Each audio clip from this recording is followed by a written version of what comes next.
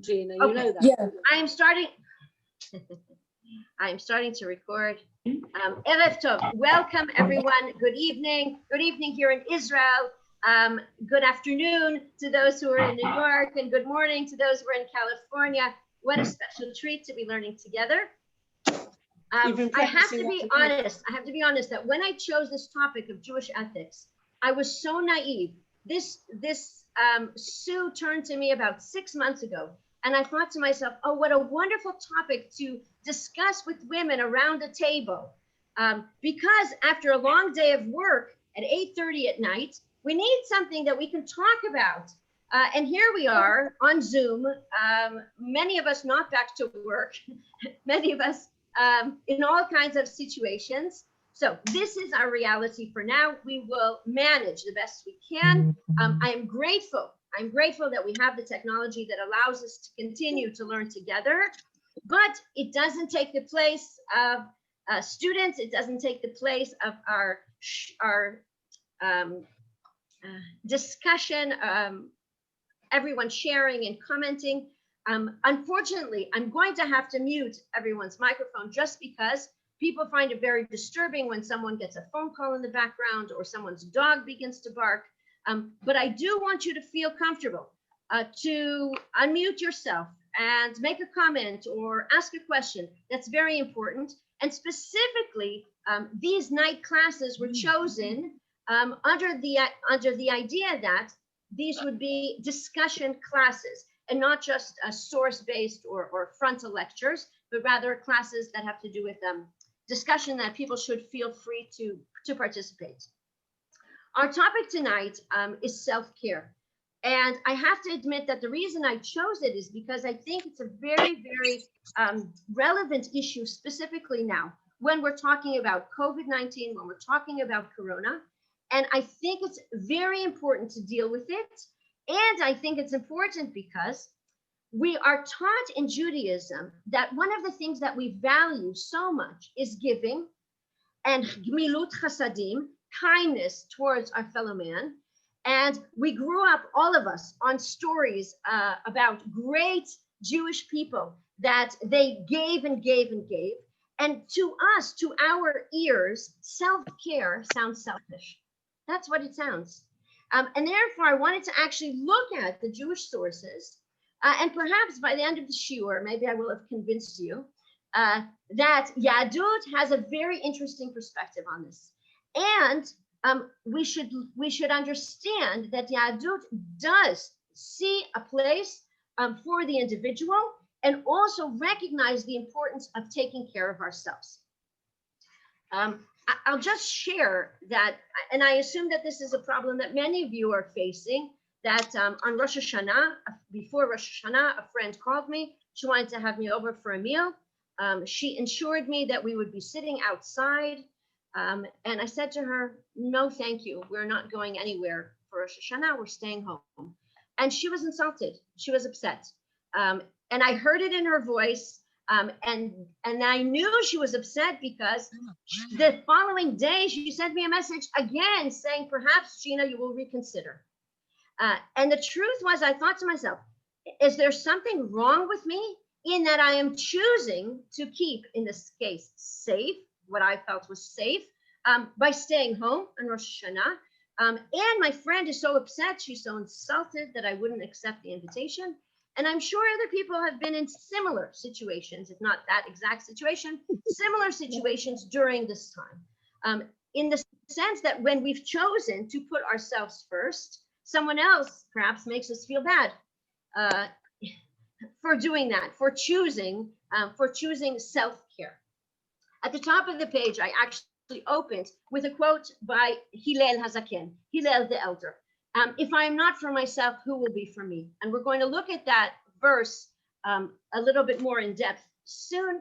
But what Hillel is saying is, Im en ani li mi li. If I don't take responsibility for myself, and if I don't care for myself, who will be for me? Which means nobody else will do it for me. I have an obligation, in a sense, to watch out for myself. And that means to take care of my health, to take care of also my emotional well-being, my spiritual well-being. And that is an obligation that I have, right? Im en ani li mili. No one else can do that for me. Remember when we used to fly? Who remembers? Wow. Remember when we used to fly, right? Attention, please. In the event of a change in cabin pressure, first place the oxygen mask over your own face and then assist the child sitting next to you. We remember hearing this from the stewardess. And in truth, it's difficult to imagine that a parent would put aside their needs, right? Would put aside the needs of a child and take care of themselves first, especially in times of crisis. But we understand that this announcement makes perfect sense, because if I can't breathe, then how can I effectively take care of someone else? And so we understand that I have to put on my oxygen mask first before I take care of anyone else. So the practical wisdom of this instruction teaches us that there are times we have to take care of ourselves first. And on an airplane, we don't challenge that wisdom. And the question is, what does Judaism say regarding those types of situations? So I want to share with you this interesting Talmud. Does someone like to share or make a comment? This interesting issue which appears in the Gemara in the name of Rabbi Akiva. And the scenario is like this. Two people are traveling along the way. Actually, the accurate description is that two people are traveling in the desert. And one of them has in his possession a flask of water. If both drink from it, they will both die. And if only one of them drinks, he will be able to make it out of the desert. What is the scenario described in the Talmud? Two people traveling in the desert. One person essentially came prepared. One person brought with them water. His friend, his chaver, also traveling in the desert, does not have water. Now, the scenario is such that if they would share the water, there is a very good chance that both of them would not make it out of the desert. And yet, if one person drinks the water, he will be able to live. And here is where we have the machloket, the discussion in the Talmud. Ben Petura expounded, it is better that both should drink and die than one should witness the death of his fellow. We understand the tremendous guilt that would be if one person would have water and his friend not, and he would actually see or watch his friend die of thirst. That would be a terrible thing. And so Ben Petura says, in order not to put a person in a situation where he would actually witness the death of his fellow man, better that both of them should drink than one should witness the other one dying. Then Rabbi Akiva came and taught, your brother shall live with you. He quotes a verse in Vayikra, V'chei achicha imcha. Your life comes first, says Rabbi Akiva, before the life of your friend. Where does Rabbi Akiva learn it from? The duty to save another person's life applies only when your brother may live with you. B'chei achicha imcha, together with you, but not at your own expense. And the halacha is according to Rabbi Akiva, that if you came into the desert and you had water and your friend not, then the water is yours to drink. And although it's a very difficult scenario, the halacha is in this way, right? I choose or I care for myself. I'm the one who came prepared. I brought the water. The water is mine to drink. Because if we share the water, most probably both of us will die. Now, it's a difficult scenario, and I can't imagine ever being in someone's in a position like that to have to make that type of choice. But actually, living in a post-Holocaust generation, we know that people were faced with these kinds of situations and scenarios daily. And chayecha kodmim surely has its place, especially when you are right in a concentration camp. Again, we were taught always to watch out for our fellow man, but Rabbi Akiva's statement, right, is the halacha chayecha kodmim. Now, the issue that we're going to have to deal with or even ask is this not the very same Rabbi Akiva that taught us ואהבת לרעך כמוך זה כלל גדול בתורה? Yes, this is the very same Rabbi Akiva. How can Rabbi Akiva tell us חייך קודמים, and in another place tell us Ze klal gadol b'Torah, right? The most important thing is ve'ahavta l'reacha kamocha. So I'm leaving that question for a moment, but I want us to think about it. It seems like it's such a contradiction between what Rabbi Akiva believes, right, and teaches, and what he presents us with here. Judaism believes that there is a delicate balance between caring for others and caring for ourselves. One question that is raised by the commentators regarding Rabbi Akiva's teaching is why a general rule like this would appear in the middle of the Torah's discussion on ribit.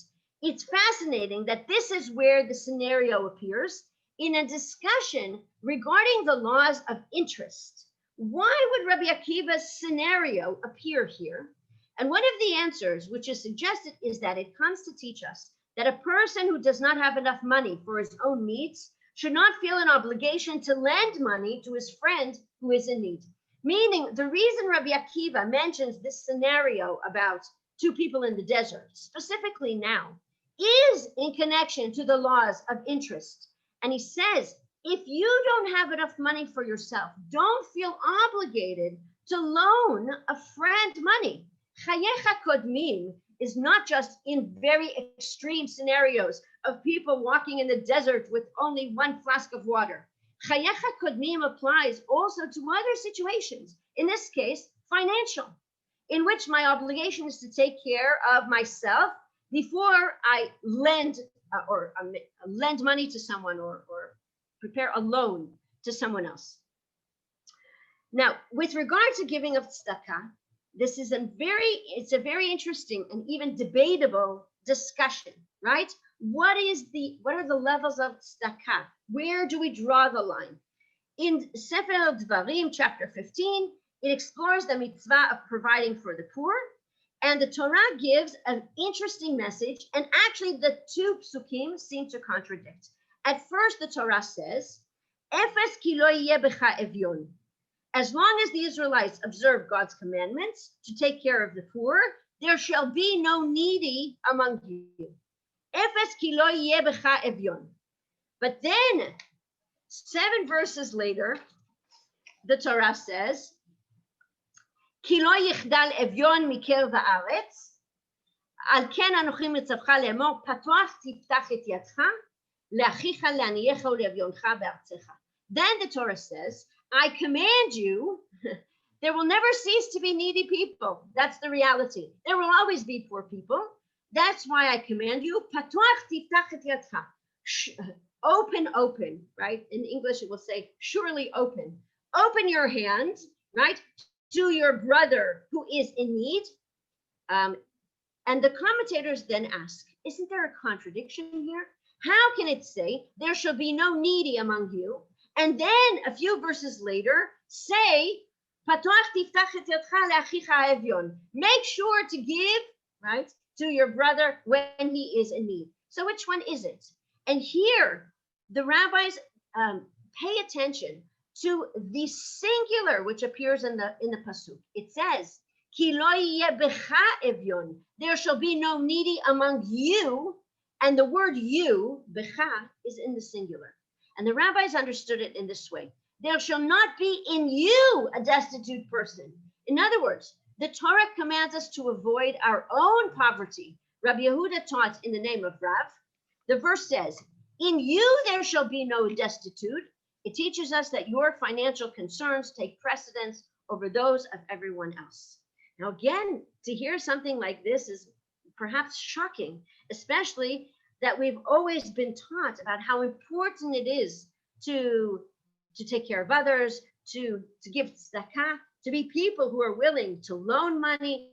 All of this is so important. It's so much a part of our Jewish tradition, so much part of our Jewish ethics and ethos. And here we hear that a person's financial concerns, personal financial concerns, take precedence. It means that before I help someone else, I have to make sure that my own personal needs are taken care of. The mitzvah of ensuring one's own financial security has many different applications. In the realm of tzedakah, it's forbidden to impoverish oneself through exceedingly generous donations. The reason I included this line in the shiur is because I don't know about you, but I grew up on stories of great tzaddikim living in poverty, as if this was some great and wonderful value. These were the stories that I learned when I was a child, thinking, wow, that must be a great tzaddik, must live in poverty. That's not the case at all. And when we look to our Jewish sources over and over again, the Torah says, right, a person has to watch out for themselves. And Chazal, our rabbis, understood it as well. The Torah commands us that we should give tzedakah, and specifies the amount, right? Ma'aser, which is a tenth, right? To tithe, to give charity, to tithe. But the Talmud sets a limit for the maximum charitable contribution at 20% of one's wealth. Meaning, if you are in a position to give more than a tenth, that's wonderful. But a person is not supposed to give more than 20% of their wealth, lest they themselves become impoverished. And in addition, Jewish law suggests that charity begins at home. We've heard this expression over and over again.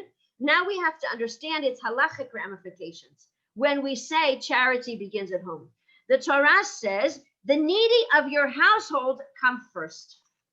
When it says achicha, your brother, and the halacha and the Rambam speaks about the different levels of charity, but that your household comes first means that if there is someone who is connected to your family who is in need of tzedakah or is in need of a loan, then they are priority. And then we work in circles outwards. First, your family members, and then those, right, who live in your neighborhood, in your city, right, in your country, and we move outward in circles. It's forbidden, the Torah commands us that the needy of his household come first, then the poor of his city, and then the poor of other cities. Reb Sadia wrote that a person is required to put his own sustenance first, and is not duty bound to give tzedakah to others until after providing for his own needs. So first, a person has to take care of themselves. That's first priority financially. Then we look to our family members who need help. And then afterwards, we look farther out. We could then ask a question. Do I ever have enough for myself and for my family to give to others? And especially now, at a time of frightening market volatility, when so many people are out of work, right? And we are worried about our own financial security, perhaps some of us might feel that they are not in a place to give any tzedakah. And that's an interesting question.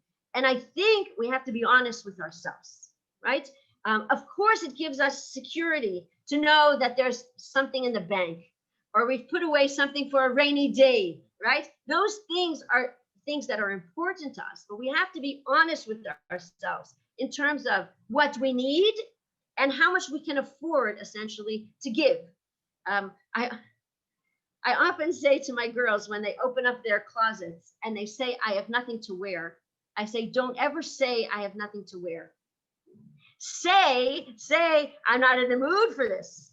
I feel like something new, right? Or it doesn't fit me, or I don't like the color, but don't say I have nothing to wear. And the contrast between my children and my mother's generation is actually shocking, because my mother says that they used to go shopping twice a year for Rosh Hashanah and Pesach. And that's when they got new clothes.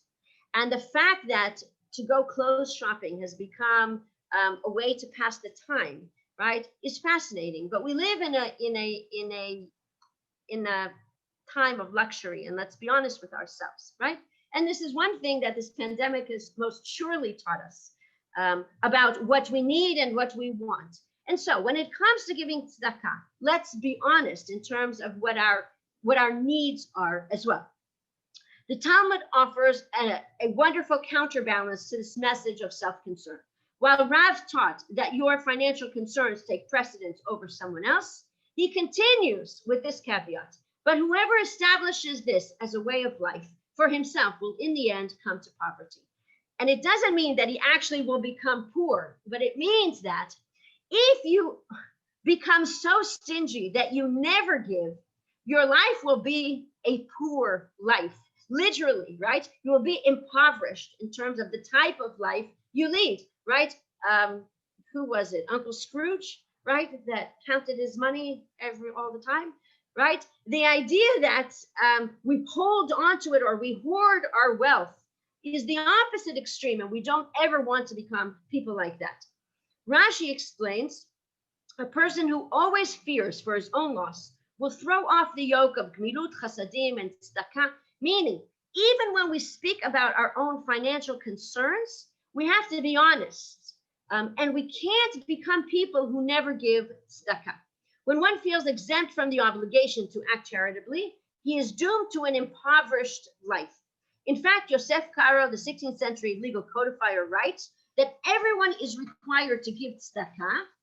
Even a poor person who is sustained by charity must give from what has been given to him. Now, it's such a fascinating concept. The concept that even the ani, even the poor person who receives tzedakah, still has an obligation to give tzedakah. Now, how can we understand that? First of all, it means that even if you receive charity, you have to recognize that there are people who are worse off than I am, right? Who are in a worse situation than I am. And that's an eye-opening revelation, actually, right? When I am receiving tzedakah, to actually, from what I receive, I have an obligation to give to someone else. And I also think it's an important lesson that we always want to be givers and not receivers. We want to be those who are on the giving end and not on the receiving end. Now, I asked the question regarding Rabbi Akiva. Rabbi Akiva is the one who taught us, right? Love your fellow man as you love yourself. Ze klal gadol b'Torah. This is a great principle of the Torah. So how are we supposed to understand that it's Rabbi Akiva himself who describes the scenario of two people in the desert with one flask of water? It could be that we have been reading the verse with the wrong emphasis. I think I was taught "Ve'ahavta le'reacha kamocha" with the stress on the word reacha. Ve'ahavta le'reacha kamocha. Love your fellow man. That's the stress. But perhaps we need to read it "Ve'ahavta le'reacha kamocha." You love your fellow man, and don't forget about loving yourself, because you can only love someone else when you love yourself. And when you take care of yourself, then you have kochot, then you have strength to take care of others. Don't forget the kamocha that appears at the end of that verse. Jewish wisdom tells us we have to take care of ourselves. Love your fellow man as you love yourself. And these words teach us about self-care. They teach us that we first have to learn to love and care for ourselves before we can hope to love and care for other people. And since loving and caring for others is a very important Jewish value, it then becomes imperative that I take care of myself. Maimonides, the Jewish philosopher and physician, taught that true health depends on moderation and balance. One of the things that the Rambam writes about all of the time is about the derech ha'emtza'it. Hello to Rabbi Lewis. Wonderful to see you. The Rambam speaks about derech ha'emtza'it, finding the middle path, not to go to extremes, to either side. And so also when we talk about self-care, right? Obviously we need to find the balance. We need to find the derech ha'emtza'it, the middle road, not to go to extremes with anything. Says the Rambam, we always need to find moderation. We need to find balance between work and play, activity and rest. And the perfect example of that is actually Shabbat. Shabbat allows us to find a balance. Sheshet yamim tavod, v'asita kol melahtecha. 6 days, what should we be doing? We should be involved in creative work. That's what we should be doing for 6 days. And you know what? By the time the 7th day comes, we should be exhausted. I'm joking. I'm saying we should be productive individuals during the 6 days of the week. But Shabbat allows us to find balance. It allows us, right? What do we say regarding Shabbat? Vayinafash. What's in that word? The word nefesh. right? Shabbat should be a day in which I can find some type of spiritual balance. The truth is that when I came to Israel, I found out that there are two different words for vacation, for a holiday. One word is chofesh, and what's the other word? Nofesh. Anachnu v'hamishpacha yotzim lenofesh. Did you ever hear that word? What's the difference between chofesh and nofesh? Chofesh, its root is the word chofshi, right? We are going on a vacation, and what are we going to do on that vacation? What? Let loose. That's what that vacation is about. But ksheyotzim lenofesh, what's the root of that? Nefesh, right? A time where I'm going to refresh, right? Renew myself. So actually, right, that should be the type of vacation that we each look for. So actively engaging in self-care is not the same as being self-indulgent. Self-care is about taking away time from the pursuits or the demands of my life and making sure that when I rest, I am renewed and I can be my best self.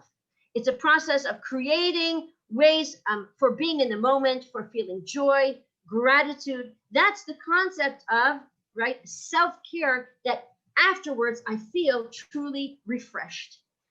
So now you're going to tell me that I've just said it's a mitzvah to go to a spa, right? After what we've just learned, right?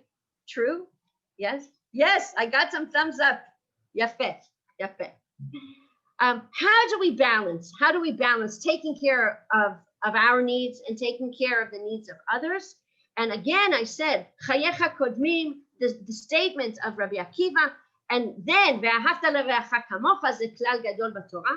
The Khatam Sofer brings a fascinating explanation of how to deal with these contradictions between the two statements of Rabbi Akiva. And the Khatam Sofer says, Rabbi Akiva says, Ve'ahavta le'reacha kamocha, love your fellow man as you love yourself. Ze klal gadol b'Torah. This is a great principle in the Torah. Yet it's also Rabbi Akiva who says that your life takes precedence over someone else's. Clearly, says the Khatam Sofer, this cannot be referring to a situation where a person is facing physical danger. Because if so, we know that your life takes precedence. So how can I love my neighbor, my fellow man, as I love myself? And his explanation is very interesting. He says, Ve'ahavta le'reacha kamocha is referring to matters of the spirit. When we are talking about physical matters, your life comes first. Regarding physical matters, matters of this world, your needs take precedent. In other words, if I'm in danger, I have an obligation to take care of my health. My health comes first. And that's the scenario of two people in the desert with one flask of water.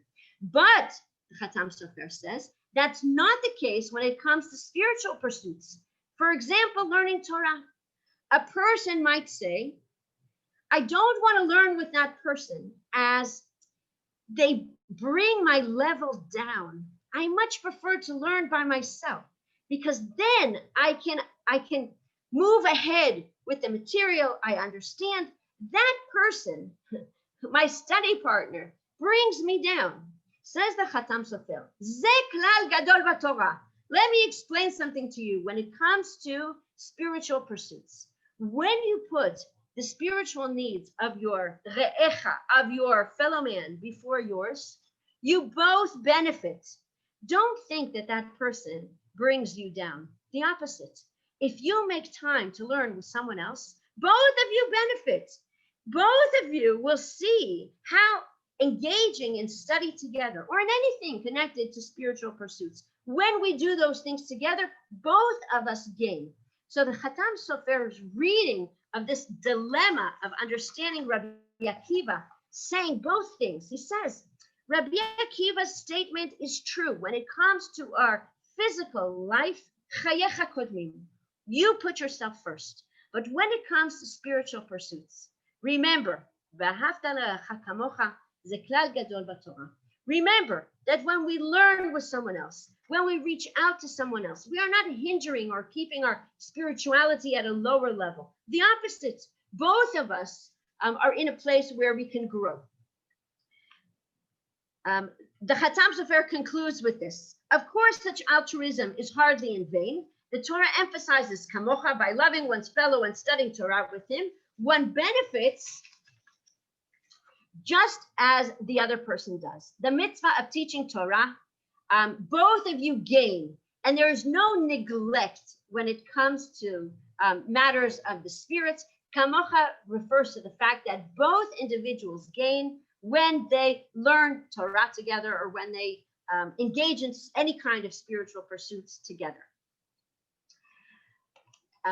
I want to mention specifically health, because I think that it's a topic that, again, it's something which affects our daily life, especially now with a pandemic in the world. And I would not only say health, but I would add the word hygiene. I think that's very important. Perhaps we were not even so careful about hand washing as we should have been previously.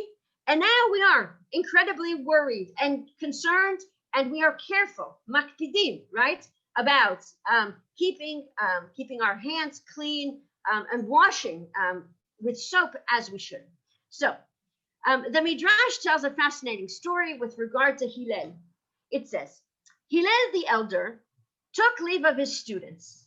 He left the Bet HaMidrash, he left the study hall, and his students would walk with him a little ways, right? It's very common that the Talmidim melavim et harav, right? The Talmidim walk together with the teacher. And so they were walking with Hillel, and they turned to him and they said, Rebbe, where are you going? And Hillel answered, to do a mitzvah. And they asked him, what mitzvah? And he said, I'm going to take a bath in the bathhouse. Now, why is this so fascinating? Because I'm sure that the Talmidim were so surprised to hear that their teacher, their Rav, was not only on the way to the bathhouse, but he prefaced it by saying, I'm on my way to perform a mitzvah. Surely they thought that he was going to say what? I'm going to help someone, right? I'm going to do this, I'm going to do that. Not, I'm going to the bathhouse, which was about his own personal hygiene. And so they asked him, is this really a mitzvah to go to the bathhouse? And Hillel answered, it is a mitzvah. And this is the mashal, the parable that he gave.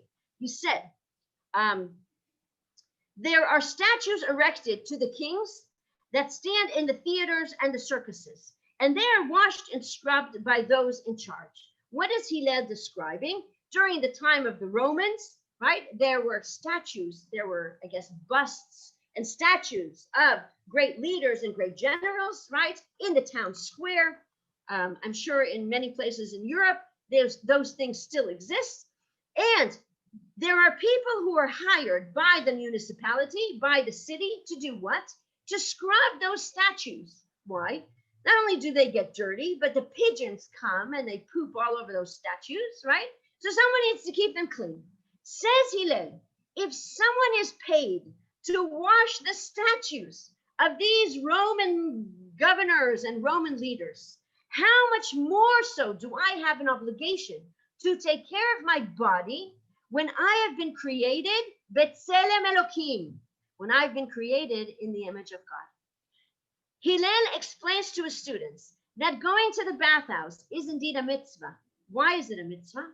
My obligation to take care of my body in terms, in this case, the specific example, hygiene, right, is because I am created B'Tselem Elokim. I'm created in the image of God. And therefore, my body is not just my body. It's important. And therefore, I have an obligation to take, not only do I have an obligation to take care of it, Hillel elevated it to the level of mitzvah. It's a mitzvah to take care of it. Now, I can't imagine a 3-year-old being convinced to get into the bathtub. If you say it's a mitzvah, right, you have to get into the bathtub because it's a mitzvah. But I think it's an important thing for us to hear, right, that hygiene should be perceived as a mitzvah. And going in and out, right, of places requires us to not only wash our hands, but to take very good care of our bodies as well. There is another version of this same midrash. And he said, and the other version of this midrash goes like this. Rebbe, where are you going? And he says, I am going to do a charitable deed. And they said, a charitable deed for whom? And he says, for a guest in my house. And they said, is this guest staying for a long time? And he says, the guest is there every day. The guest is the soul, which is in my body. And because of the soul, I have an obligation, what? To take care of the house. In this case, the body, right? Because I have a guest, and that guest is important. And I want to make sure, right, that the place where the guest is staying is well taken care of. And not only that, he says, it is here today and gone tomorrow. Meaning, because I don't know how long my guest is staying, I want to make sure, right, that all of the time that the soul is in my body, right, is a pleasant place to be. In this midrashic text, we find Hillel's disciples questioning him about his destination. And the implication is, surely their teacher, their Rebbe, their teacher must be going someplace very important. And they're very surprised to hear that the place where Hillel is going is the bathhouse. But one thing that Hillel feels is important to pass on to his students is the importance of preserving our physical health. He could have chosen, right, to keep quiet where he was going. Perhaps the bathhouse would be something that we would say, what, is personal. I don't need to share with my talmidim that I'm going to the bathhouse. But he actually does tell them because he wants to set an example. And not only that, he says, right, look at the care with which the statues are being taken care of. I, who am created, B'Tselem Elokim, have an obligation to take care of my body. And not only that, he said, of course, I have an obligation towards my soul, which is a guest in my body. Hillel's message is very clear, and it teaches us something very important about Judaism and Jewish values. Our bodies are temporary, but we have an obligation to take care of them. They are created in the image of God, and therefore we have a chovah, we have an obligation to make sure that we care for them and we care for them well. I would take it one step further. This midrash teaches us about personal hygiene. It teaches us about cleanliness. Is there an expression in English? Cleanliness is next to godliness, right? But even more so, we could take it one step further and say that taking care of my body then means I have to make sure that I eat properly, that I exercise. All those things are important for my physical health as well.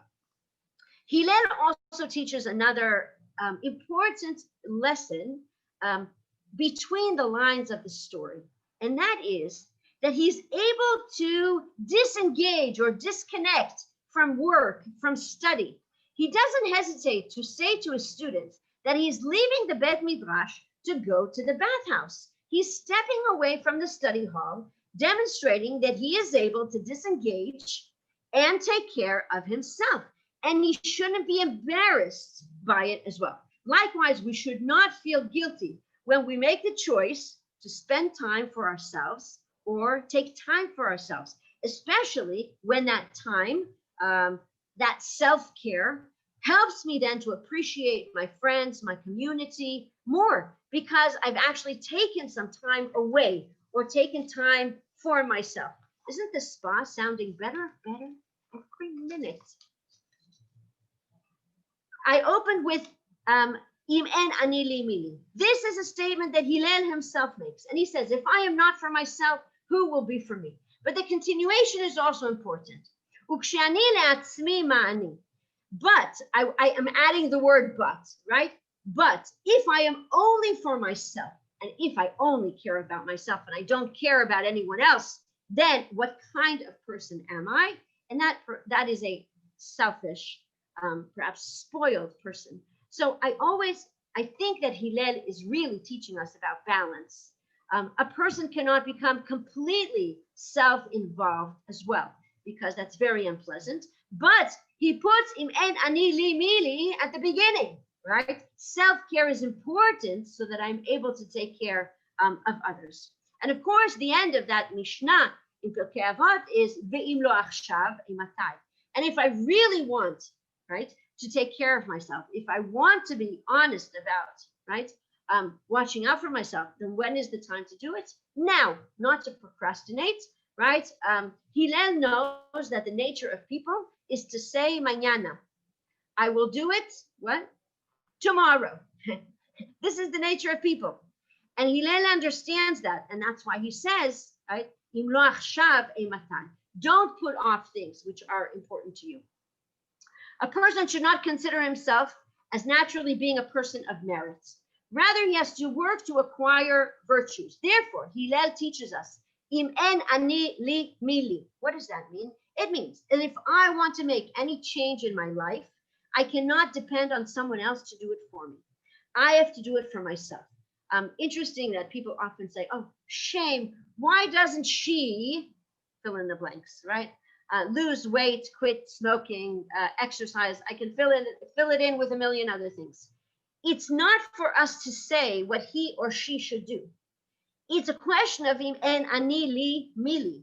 I have an obligation to take care of myself, but it also is true in terms of spiritual pursuits. Meaning, I want to learn. I can't depend on the fact that perhaps my parents were learned people, and therefore, through genetics or osmosis, or I'll go to sleep with a book under my pillow, and then I will become learned. It requires work and it requires effort. The same we could say with regard to tefillah. I'm going to come to the Bet HaKnesset and I'm going to let the Chazan, the Shaliach Tzibur, be the one who inspires me. Im en ani li mili. All of these things require self-care, not only in terms of our physical needs, but also in terms of our spiritual and emotional needs. We cannot put all of that on someone else. I will be happy when so-and-so does this for me.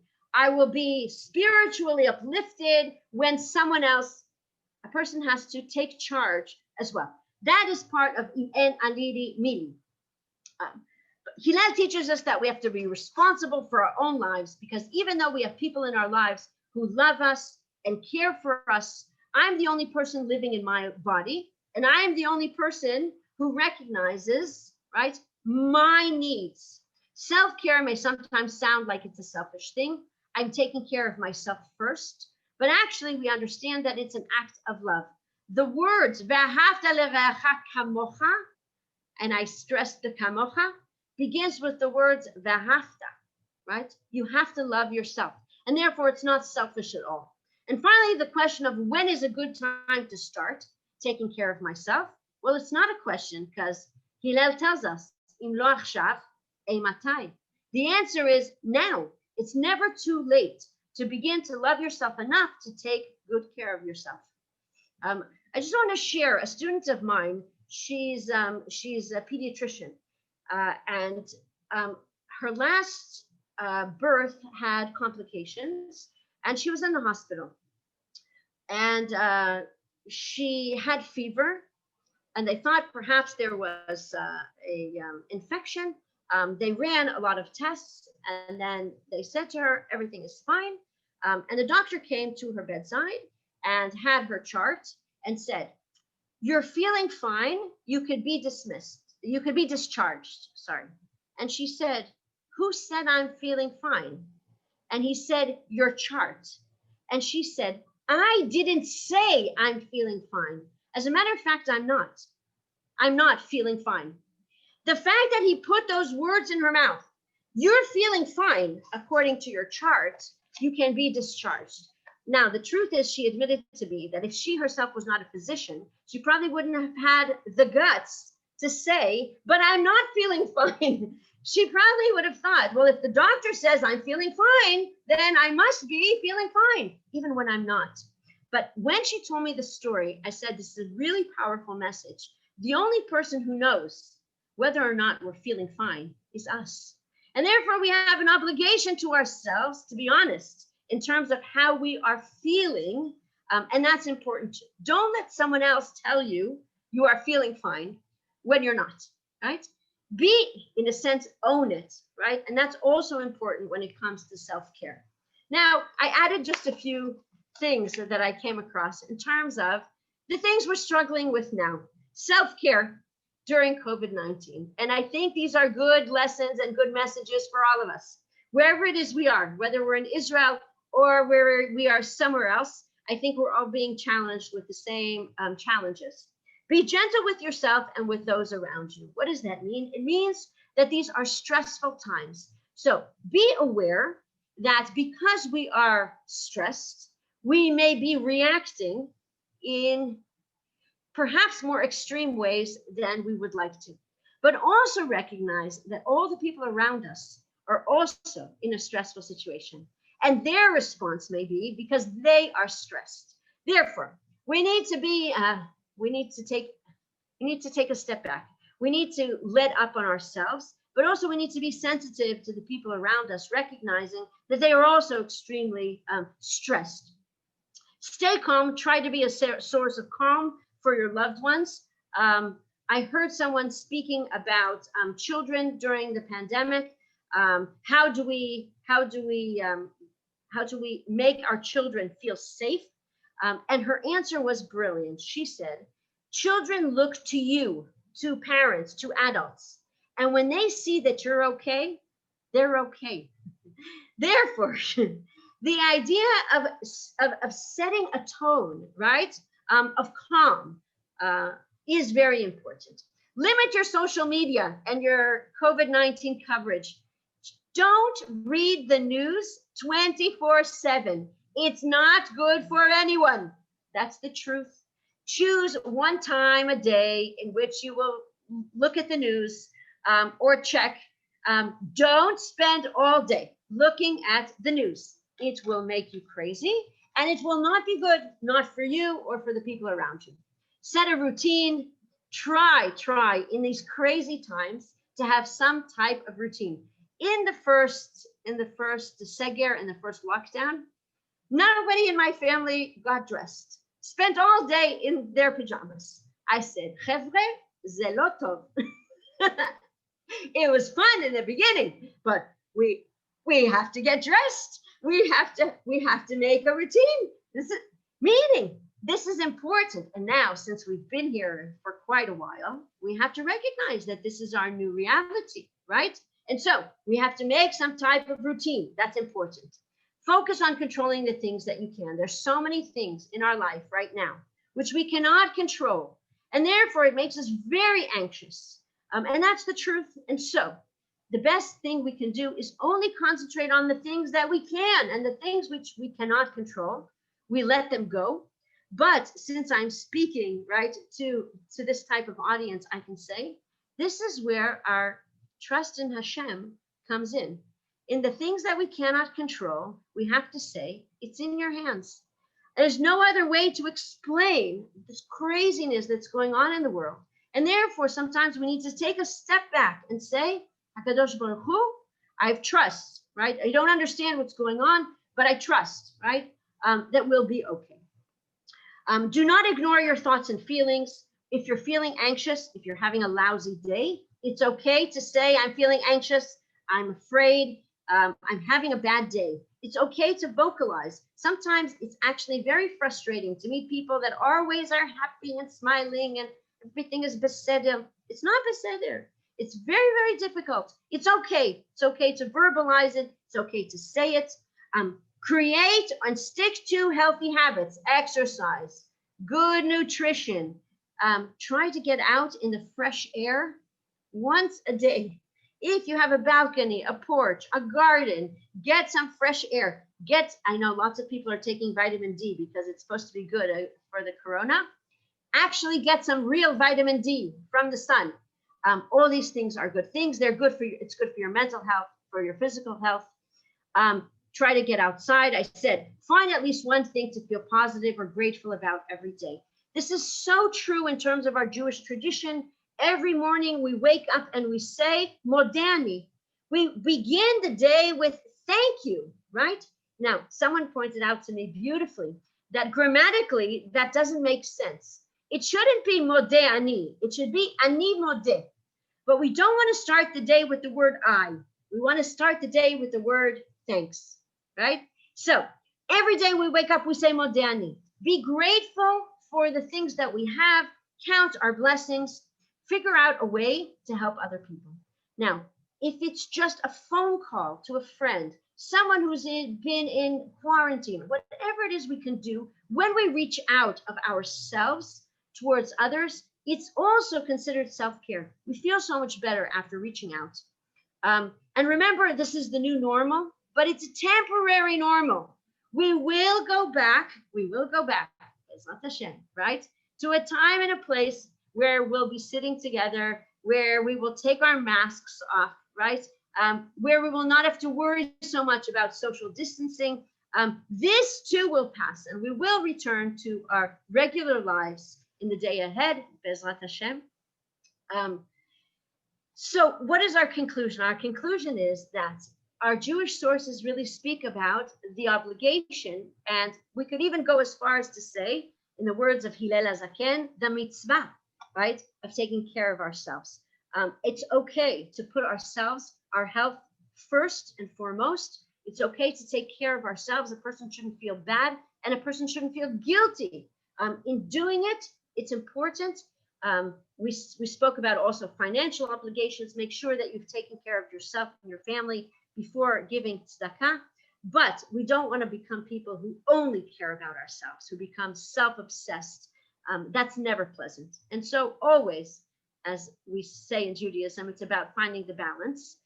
But I want everyone to recognize that taking care of ourselves, specifically at this time, is very important. And no one should feel bad regarding self-care. En ani li mili.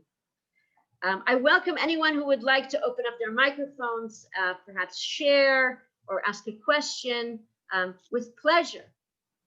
Thank you, Gina. First of all, it's totally wonderful to listen to you again. Secondly, I've always thought to myself when it says, love your neighbor as yourself, first love yourself. But if you take that further, if we say we're created b'tselem Elokim, what are we saying when we say love ourselves?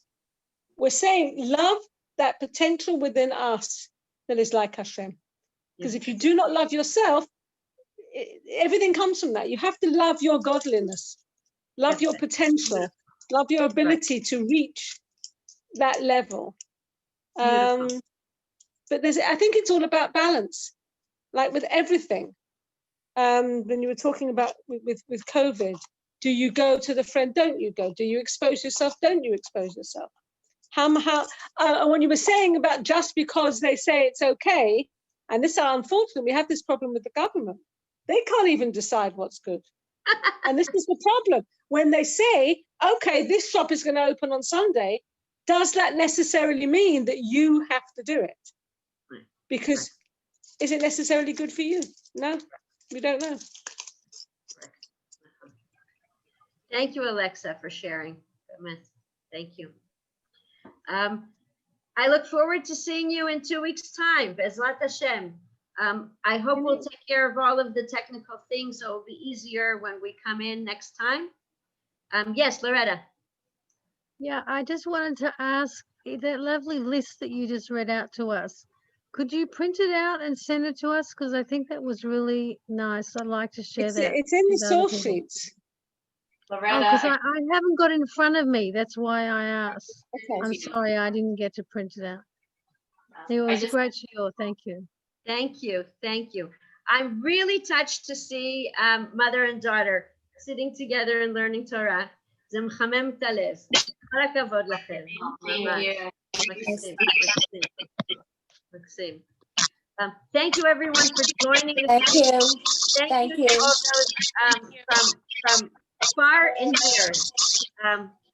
You really warmed my heart. Lovely to see you all. Keep healthy. Keep healthy. And look forward to seeing you in 2 weeks' time. Mirrors. Thank you. Thank you. Laila Tov lekulam. Thank you, Gina. Thank you. Thank you. Bye. Lori, it's wonderful to see you. Really wonderful. Such a treat. Well, it's a treat to be able to learn with you. And when I saw you a couple years ago, I asked if the classes were recorded.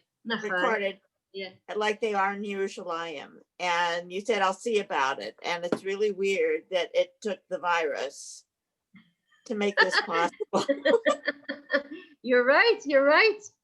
Yesterday, Tuesday, I had a shiur, and Donna Katkoff is on the screen, and I hadn't seen her in years. And she lives in Yerushalayim, in Matan Yerushalayim. She's a student, and it was very special. Yeah. So. Right. She's one of the Shalom, people Nili. that I would meet at Matan. Yeah, that lovely. went around Yerushalayim, yeah. Which is not Wonderful. often enough, but it's really fun. This is great. And is there directly behind you? It's a painting from your Oh, mother. my mother. I know you could. Nachon. Yes. I only saw, at the edge of it, but I said, that looks like Frida. Yafe. So I've signed up for the year for the class. Wonderful. And I sent an email out yesterday to as many